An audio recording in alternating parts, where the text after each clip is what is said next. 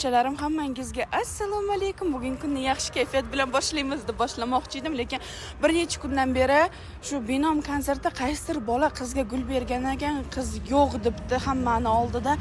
Endi shuni o'tgan ham, qaytgan ham, ne qilib qarab o'rganam, gapirib chiqdi. Endi meni nima ekan, bor joyim bor. Ulardan dindagi men ham gapirib chiqay dedim. Qaranglarda, hamma bechora hezalak debsizlar. U bechora bola pul ishlab, pul ketkazib qizga gul bergan, endi qiz rad javob bergan. Bilmayman nima uchun, yoshlar o'rtasiga aralashmayman. Sizlarga maslahatim, aralashmanglar. Bilmaysizlar chunki o'rtasida nima bo'lganini. Balki bola sevardir, balki qiz sevmasdir yoki bir nima yana bo'lgandir. Lekin bechora bolani hamma hezalak debdi.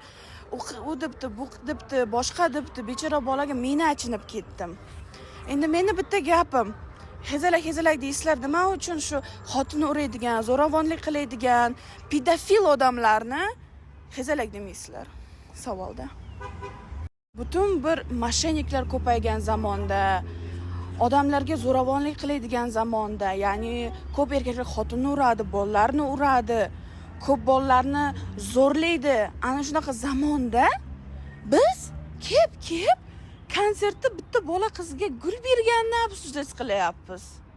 O qanaqa zamon endi? Nima farqi bor? Gul berdim, bermadim, nima ishlaring bor? O'lib ketmaydimi sizlarga demasa, shu bechora bola gul bergisi kelgandir, bergandir, onasiga ham berayotgandir shu gulni.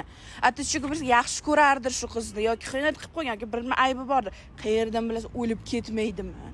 O'lib ketmaydi. Menga voshim fioletovo. Lekin hamma bechora bolani gapirib chiqib, yomonlab chiqib, pedofillar yomonlab chiqinglar. Xotin urayotgan odamlar yomonlab chiqinglar. Bolalarga qaramayotgan niyatvetsi erkaklar haqida gapirib chiqinglar. Nima qilasiz bechora bola haqida gapirib? O'shanaqa ifloslar haqida gapirib chiqinglar. Nima keragi bor buket berganini gapirib?